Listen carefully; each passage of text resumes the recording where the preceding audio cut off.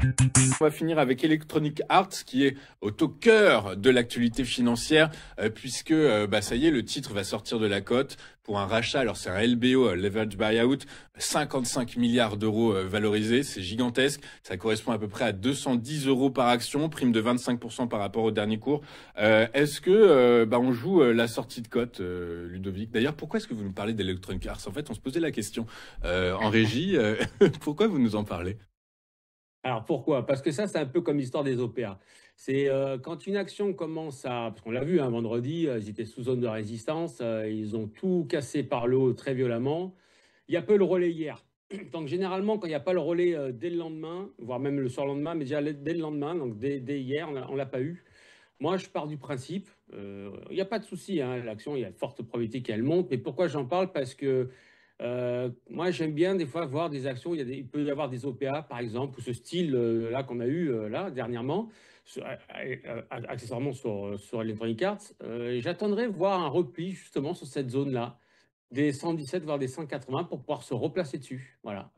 Parce que généralement, quand on l'a déjà vu avec Nvidia, quand elle avait vraiment cassé des très grosses zones, elle a embrayé tout de suite derrière. Le lendemain, le surlendemain, il n'y avait pas d'arrêt. Et là, comme par hasard, je sais pas, très bizarre. C'est pour ça que j'en parle, parce qu'il n'y a pas eu le relais tout de suite hier, et je suis même pas sûr qu'il y ait le relais aujourd'hui. Donc, voilà, c'est vraiment très... c'est peut-être très particulier pour certains, mais voilà, je serais plutôt tenté d'attendre ce retour sur les 117-180 pour me placer dessus.